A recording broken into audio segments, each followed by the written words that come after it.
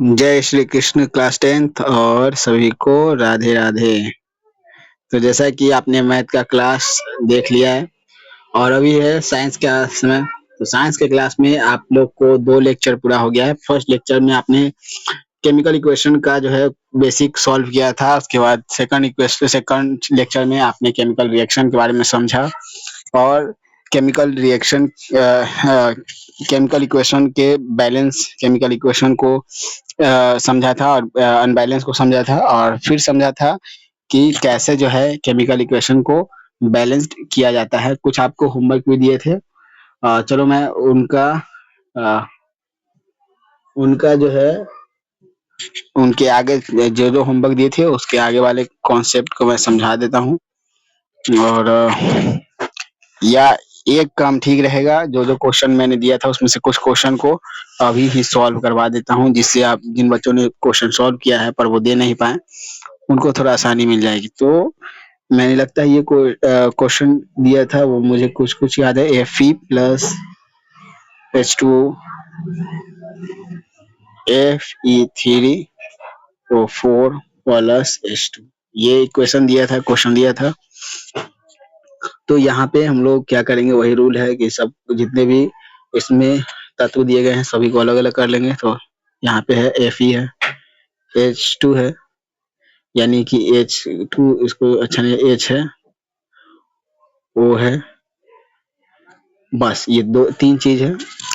अब इसमें देखते हैं तो केमिकल अभिकारक यानी रिएक्टेंट को R से सूचित करेंगे, प्रोडक्ट यानी कि प्रतिफल को P से सूचित करेंगे। तो R में जो Fe है 1 है, प्रोडक्ट में Fe जो है 3 है, H जो है रिएक्टेंट में 2 है, प्रोडक्ट में भी 2 ही है, तो ये बैलेंस्ड है। O इसमें 1 है और इधर जो O है 4 है। तो पहले देख लेते हैं कौन कौन अलग है। ये Fe और O को हम लोग को ध्यान देना है। चलो तो सॉल्व करते हैं इसको। अब मानो कि Fe को अगर हम लोग पहले तो Fe में 1 है और वो Fe3 है, तो यहाँ पे 3 लगा देते हैं। ये तो काफी निपट गया आसानी से। अब नया वाला में ये भी Fe भी हो गया 3, ये भी 3, तो ये तो Fe खत्म। फिर देखते हैं, अब हमारे पास H2 इधर भी 2 है, इधर भी 2 है, तो H2 तो खत्म हो गया है। लेकिन यहाँ पे O4 है और यहाँ पे O1 है, तो यहाँ पे हम लोग 4 लगा देते हैं। तो ये भी 4 हो गया, ये भी 4 हो गया, तो O भी खत्म। अब बात आ गया H का। तो H जो है इधर 2 है लेकिन इधर 4 2 जा 8 हो गया, तो यहाँ पे 4 लगा देते हैं। तो ये भी इक्वेशन 4 8 तो ये भी हो गया खत्म। तो ये आपने समझा। नेक्स्ट चलते हैं इसके आगे वाले पे। तो इसके आगे हमने क्वेश्चन दिया था आपको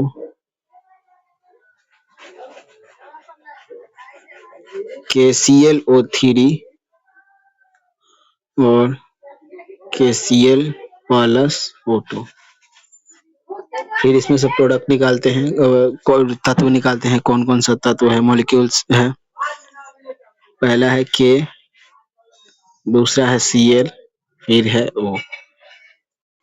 रिएक्टेंट प्रोडक्ट, रिएक्टेंट में K है 1, प्रोडक्ट में भी K 1 है, ये तो हो गया सॉल्व है। ये Cl इधर भी 1 है, इधर भी Cl 1 है, ये भी हो गया सॉल्व, इधर भी 1 इधर भी 1। लेकिन यहाँ पे Cl जो है O जो है रिएक्टेंट में 3 है और वहां पे 2 है। तो मैंने 3 और 2 का रूल बताया था, जहाँ 3 है वहां 2 लगा दो। पेन थोड़ा चेंज कर लेता हूँ, जहाँ 3 है वहां पे 2 लगा दो, जहाँ 2 है वहां 3 लगा दो। अब ऐसा करने से 3 into 2 और 2 into 3 से ये तो सॉल्व हो गया, पर बाकी जो कोई क्वेश्चन में क्वेश्चन है वो थोड़ा उलट पुलट हो गए। अब मानो कि यहाँ पे अगर 2 लगा दिए तो K यानी पोटेशियम भी 2 हो गया, पर यहाँ पे तो पोटेशियम 1 है। यहाँ पे भी क्लोरीन 2 हो गया, पर यहाँ पे 1 है। तो इसका रूल सिंपल है, यहाँ 2 लगा देते हैं। अब ये भी 2, ये भी 2, ये कैंसिल। Cl भी 2, Cl भी 2, ये भी कैंसिल। ये ऑक्सीजन इधर भी 6, इधर भी ऑक्सीजन 6, ये भी कैंसिल। तो ये भी हो गया सॉल्व। नेक्स्ट पे चलते हैं। एक इक्वेशन और था, वही 2 इक्वेशन है, 2 और देता हूँ, बना देता हूँ आपको समझा देता हूँ और फिर हम लोग आगे पढ़ेंगे। तो एक था Al प्लस H2SO4,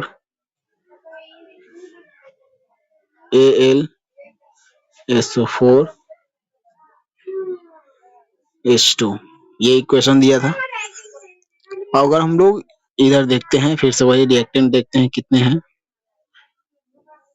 यानी कि तत्व देखते हैं। Al है, H है, S है, O है, 4 चीज है। इधर R देखते हैं, इधर P देखते हैं।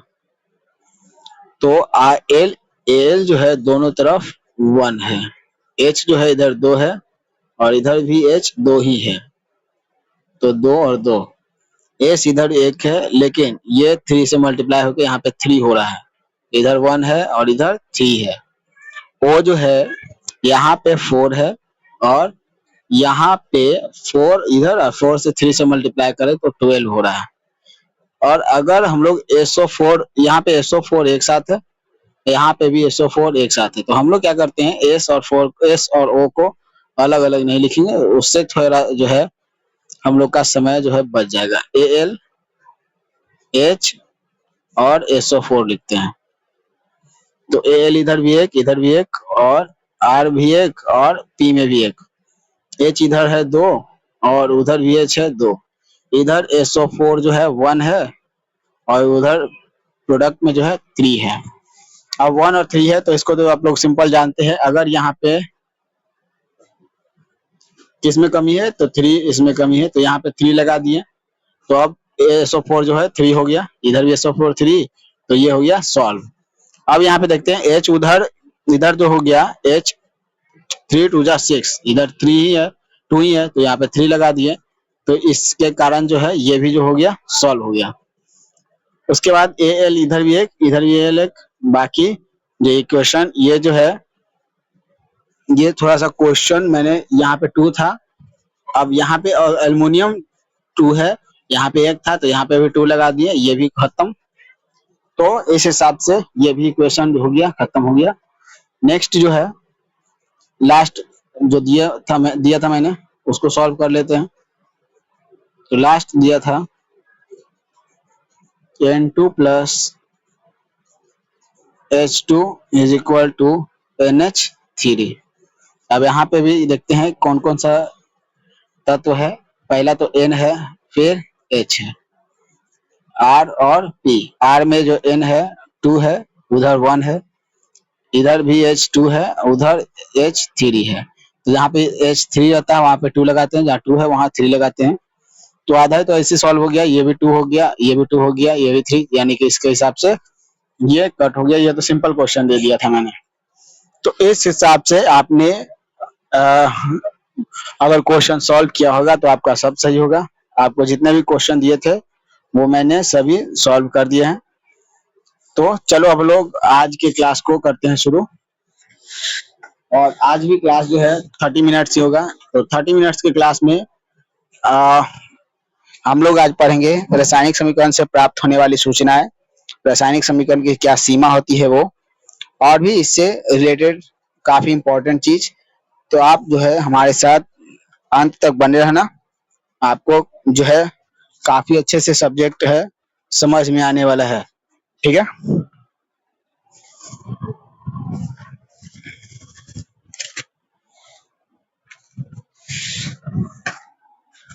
चलो तो अभी हम लोग टॉपिक दे देते हैं। आप भी मेरे साथ टॉपिक लिख सकते हो। टॉपिक है,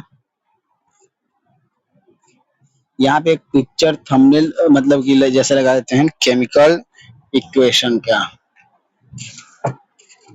जब हमारे पास इंटरनेट की सुविधा है ही तो हमारे पास, तो फिलहाल तो इंटरनेट काम नहीं कर रहा है, खैर तो टॉपिक ही लिख देते हैं।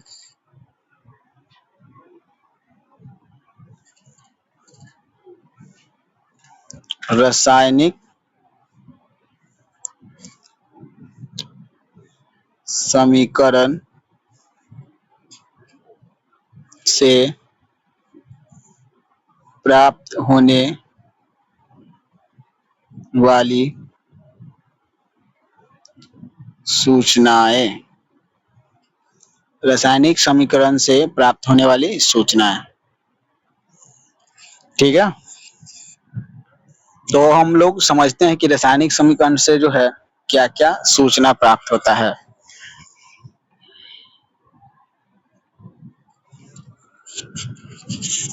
तो रासायनिक समीकरण जो है, पहला जो इसका नियम में ही इसका जो सूचना छुपा हुआ है, यह अभिकारकों और प्रतिफलों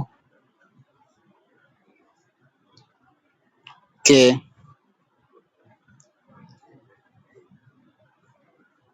संकेतों की जानकारी देता है। ठीक है, दूसरा जो है, यह अभिकारकों और प्रतिफलों को सुनिश्चित करता है। सुनिश्चित करता है का मतलब हुआ कि आप इसको केमिकल इक्वेशन को देखकर या बता सकते हो कि अभिक्रिया अभिकारक में कौन कौन से पदार्थ जो है भाग ले रहे हैं और प्रतिफल में कौन कौन से पदार्थ बन रहे हैं। थर्ड जो है,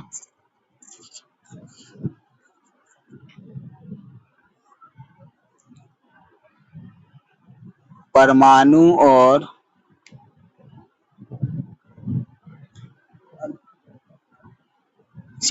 अभिकारक लिखना था, अभिकारकों और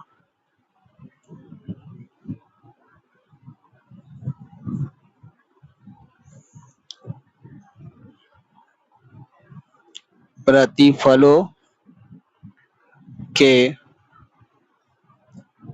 परमाणु की जानकारी देता है। ठीक है, ये हो गया अभिकारकों में भाग लेने वाले अभिक्रिया में भाग लेने वाले पदार्थों के परमाणुओं और अणुओं के जानकारी देता है।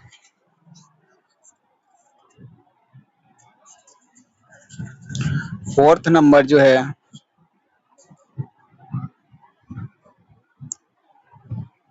अभिक्रिया के फलस्वरूप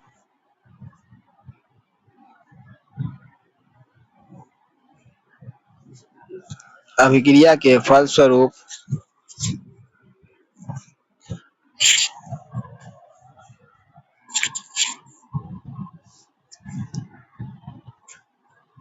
निर्मित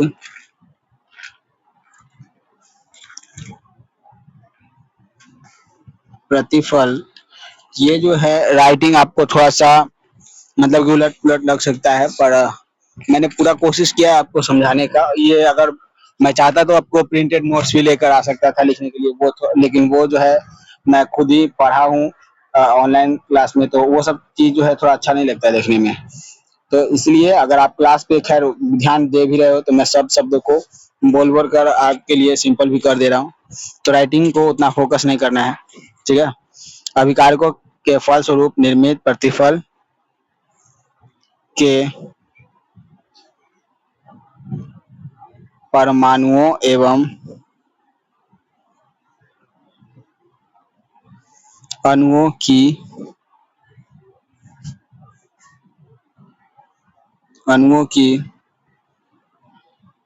परमाणु एवं अणुओं की अपेक्षिक संख्या बताता है। मतलब ये बताता है कि आप अगर कितना अभिकारक लीजिएगा तो कितना प्रतिफल बनेगा।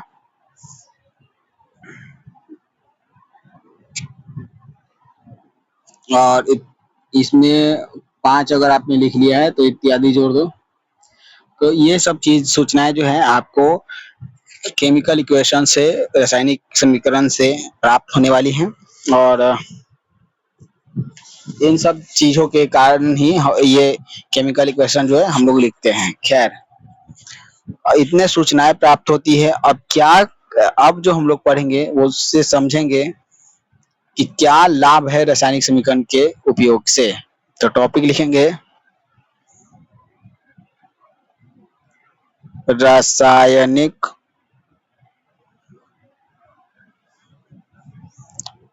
समीकरण के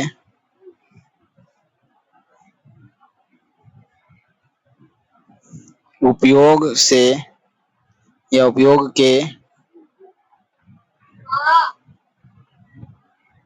लाभ। ठीक है, रासायनिक समीकरण के उपयोग के लाभ, क्या क्या लाभ है वो इस प्रकार लिखते हैं हम लोग।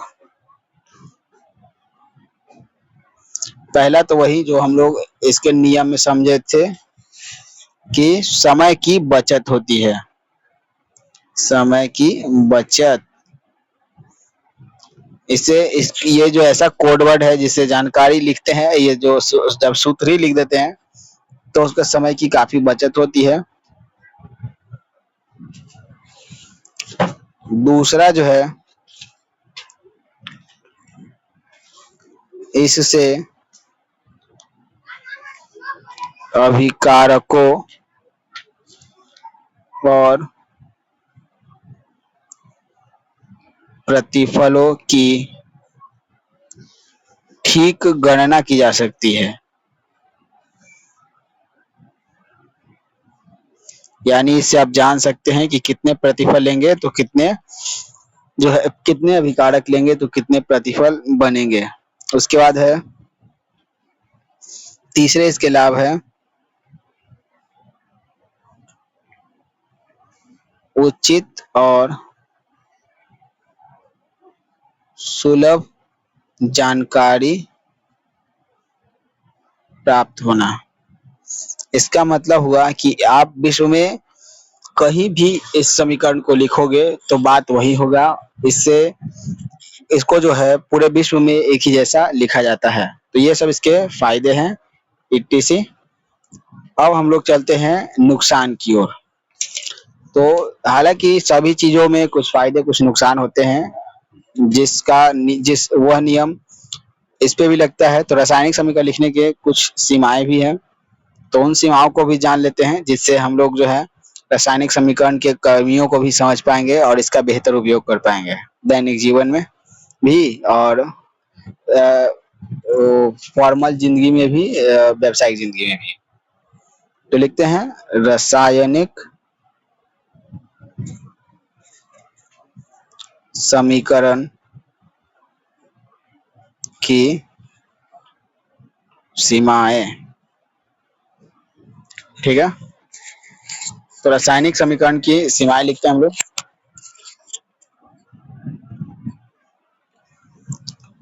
पहला सीमा,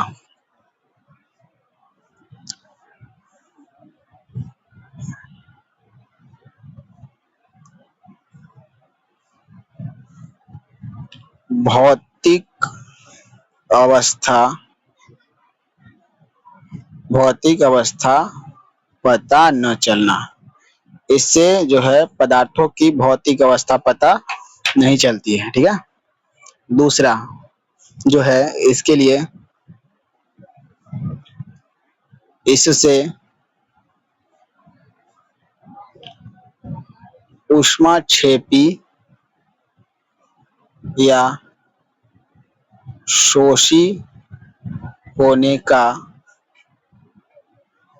पता नहीं चलता है। ठीक है, इसे ये पता नहीं चलता है। जैसे मैंने आपको रासायनिक समीकरण अभिक्रिया के विशेषता में बताया था कि कुछ अभिक्रियाएं जो होती है ऊष्माक्षेपी होती हैं, कुछ ऊष्माशोषी होती हैं। ऊष्माक्षेपी वो होती हैं जो ऊष्मा का त्याग करती है, शोषी वो होती हैं जो ऊष्मा को ग्रहण करती हैं। ठीक है, तो इससे समीकरण लिखने से ये पता ही नहीं चलेगा कि कौन अभिक्रिया जो है ऊष्माक्षेपी है या कौन सी अभिक्रिया जो है ऊष्माशोषी है। तो ये इसकी दूसरी सीमा है। अगर आगे इसकी सीमाओं पे ध्यान दिया जाए तो इसकी तीसरी जो सीमाएं हैं वो है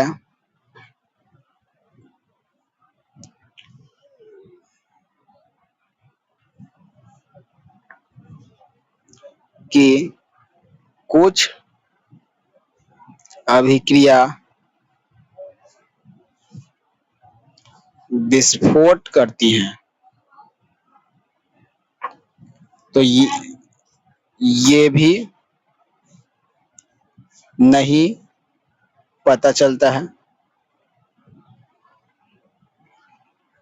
ये भी इसका पता नहीं चलता है कि कौन सी अभिक्रिया करेंगे तो विस्फोट होगी और कौन सी अभिक्रिया करेंगे तो विस्फोट नहीं होगी। तो ये कुछ सीमाएं हैं इसकी, जिनको आपको ध्यान देना है। सीमाएं सब बहुत सारी हैं, जैसे कि इनके ताप दाब, सांद्रण, उत्प्रेरक इत्यादि का भी पता नहीं चलता है। इसमें वेग के बारे में भी कोई जानकारी हमको नहीं मिलती है। तो ये सब सीमाएं हैं। तो आपने इसके तीनों चीज पढ़ लिए हैं। शुरुआत हमने यहाँ से क्लास को किया था, क्या सूचना प्राप्त होती है, और क्लास को यहाँ से आते आते लास्ट हमने सीमाएं पढ़ी हैं। अब कोई भी चीज की अगर सीमाएं हैं तो हमको उनको तो और बेहतर उपयोगी बनाने के लिए कुछ उपाय करना होगा। तो अब चलो हम लोग पढ़ेंगे कि कैसे जो है रासायनिक समीकरण को अधिक उपयोगी बना सकते हैं। चलो तो लिखेंगे हम लोग टॉपिक में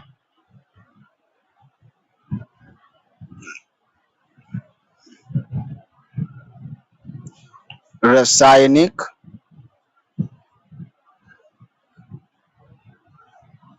समीकरण को अधिक उपयोगी बनाना। रासायनिक समीकरण को अधिक उपयोगी बनाना हम लोग सीखेंगे। तो इसके 2-3 नियम है, तो नियमों को अगर हम लोग ध्यान में रखेंगे तो ये सब ये जो है रासायनिक समीकरण हम लोग आज इसको अधिक उपयोगी बना सकते हैं।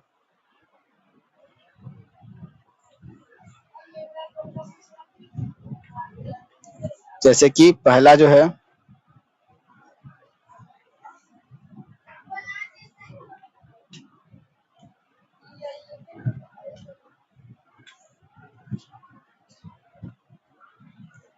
अभिकारकों व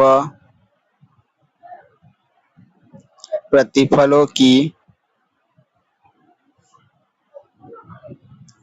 भौतिक अवस्था की जानकारी देना। जैसे कि अगर कोई गैस है, गैस के लिए जी, द्रव्य के लिए एल, ठोस के लिए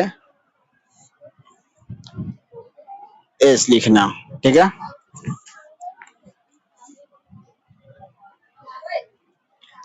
तो ये सब चीज हम लोग को लिखना होगा।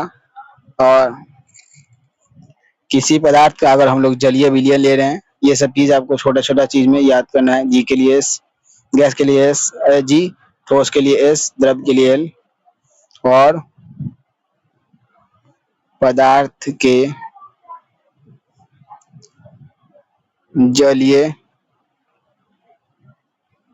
विलयन बराबर ए क्यू। जैसे कि H2SO4 पदार्थ, H2SO4 का अगर हम लोग जलीय विलयन लेंगे तो उसको हम लोग जलीय H2SO4 लिखने के बाद ब्रैकेट में AQ लिख देंगे।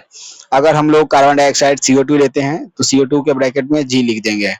अगर हम लोग कली चूना यानी कैल्शियम ऑक्साइड ले रहे हैं तो उसको हम लोग S लिख देंगे। अगर हम लोग जिंक ले रहे हैं जो कि सॉलिड है तो उसको S लिख देंगे। इसी तरह से हम लोग बनाएंगे। कैल्शियम ऑक्साइड हो गया, बहुत सारी चीज है, तो आप लोग इसका उपयोग कर सकते हो। सेकंड जो है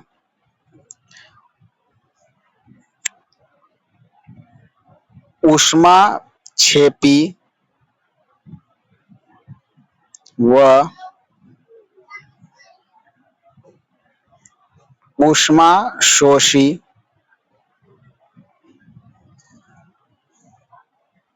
होने की जानकारी।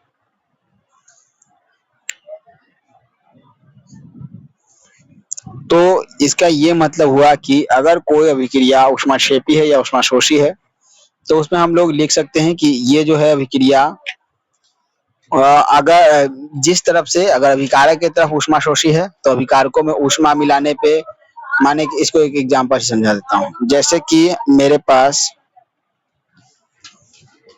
पास कार्बन है, ऑक्सीजन है, इसको मिलाऊंगा CO2 बनेगा। तो ये तो सिंपल है। ये CO2 जब बनेगा, लेकिन जब CO2 बनेगा तो ये ऊष्मा मुक्त करेगा, तो ये क्या हो गई, ऊष्मा छेपी हो गई। लेकिन अगर मानो मेरे पास नाइट्रोजन है और मेरे पास ऑक्सीजन है, तो नाइट्रोजन ऑक्सीजन में जब जब हम ऊष्मा को मिलाएंगे, जब हम ऊष्मा को मिलाएंगे तब NO बनेगा। तो यहाँ देख रहे हो, यहाँ अभिकारक में ऊष्मा की जरूरत पड़ रही है, यानी कि ये जो है ऊष्मा शोषी है, इसको ऊष्मा चाहिए, और ये जो है ऊष्मा छेपी है, क्योंकि ऊष्मा का ये त्याग कर रहे हैं। ठीक है, तो इस तरह की जानकारी हम लोग देकर अभिक्रिया रासायनिक समीकरण को और अच्छे से समझ सकते हैं। उसके बाद है थर्ड, गैस के उत्सर्जन की जानकारी। जैसे कि अब इसको समझते हैं। जैसे आपने Zn लिया, जिंक लिया, फिर H2SO4 यानी तेजाब लिया। अगर आपने इन दोनों को अभिक्रिया कराया, ये अभिक्रिया भी पढ़ेंगे कि ऐसा क्यों होता है, तो अभिक्रिया बनेगा ZnSO4 यानी SO4 H2 से हट जाएगा और H2 गैस निकलेगा। अब यहाँ पे H2 गैस निकल रहा है, जो कि एक ज्वलनशील गैस है। अब मानो कि कोई अभिक्रिया कर रहा है, उसको पता भी नहीं चलेगा, वहीं आग होगा तो H2 गैस पकड़ लेगा, जिससे उसको भारी नुकसान हो सकता है। तो इसके लिए हम लोग समीकरण में इसको बताएंगे कि ये गैस है, तो गैस का तीर ऊपर की ओर होगा। ठीक है, फोर्थ नंबर, अवक्षेप की जानकारी।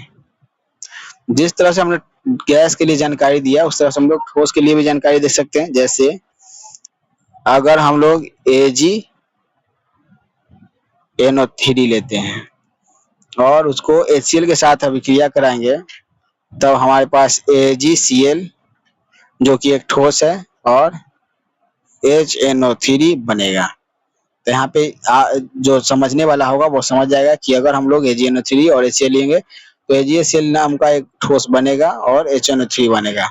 तो इससे है अभिक्रियाओं को समझने में और आसानी मिलेगी, और रासायनिक समीकरण भी अपने दोष रहित होने में थोड़ा सा अग्रिम भूमिका निभाएगा।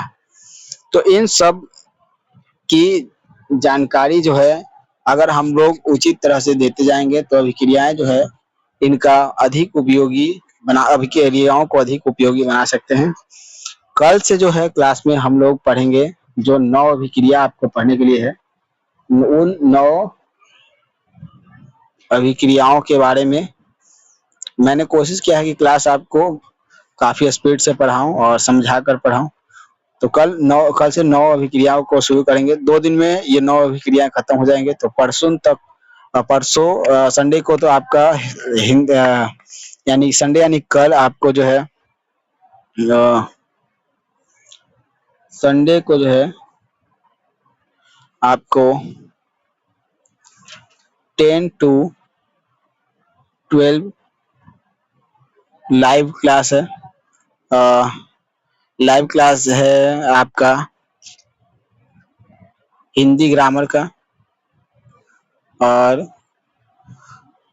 इसमें आपको जुड़े हुए रहना है। 10 to 12 जो है ग्रामर का ही क्लास होता है हमेशा, तो आप जुड़े हुए रहना उसमें। और शाम को जो है, खैर एक ही क्लास आज रहने देते हैं लाइव में, तो उसमें जरूर जुड़ना आप। और मंडे से जो है साइंस में आपको अभिक्रियाएं शुरू पढ़ाई जाएंगी, और उनमें आप काफी अच्छे से समझकर आपके कॉन्सेप्ट क्लियर हो जाएंगे। तो आज के लिए इतना ही। सबको थैंक यू। जय श्री कृष्ण, राधे राधे।